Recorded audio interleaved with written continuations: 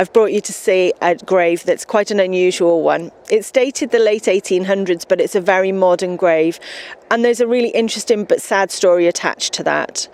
Colour Sergeant John Byrne was born in Ireland and moved across to the mainland as part of the mass migration following the potato famine. He joined the army and he received a recommendation to receive a Victoria Cross, which unfortunately he didn't get. But another incident at the Battle of Inkerman meant that he was recommended again, and he did receive the Victoria Cross. Following a further incident of bravery, of exceptional bravery, he was recommended for the Distinguished Service Medal. Receiving this meant that he was the most decorated member of the British Army. He moved back to Newport after his service finished and started to work for the Ordnance Survey, working in the offices there. Clearly, John was suffering from mental health problems as a result of all of the conflict that he'd seen and all of the things that he'd been through.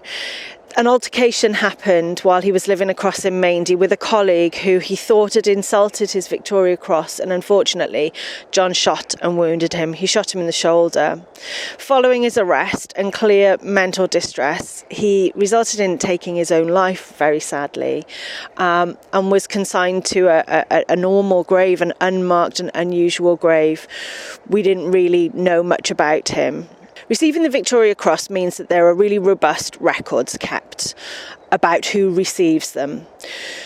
John was thought to have disposed of all of his possessions in a period of instability when he was in Newport. And the Victoria Cross and his Distinguished Service Medal were two of those. A few years back, a mudlark on the Thames found a Victoria Cross. It's not engraved, it doesn't have a date on it, but because of the records that are kept about who receives these medals, only 2 are unaccounted for, and it's got the right date on it.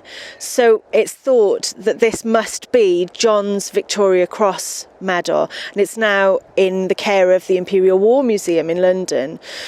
But a really sad story ends the life of a really distinguished member of the armed forces who spent a good period of his life in Newport. John was buried in an unmarked, in a common grave until the 4th of November 1985, where after a campaign and some money was raised, he was reburied here with the very modern gravestone, which explains why such an old story has got such a modern gravestone.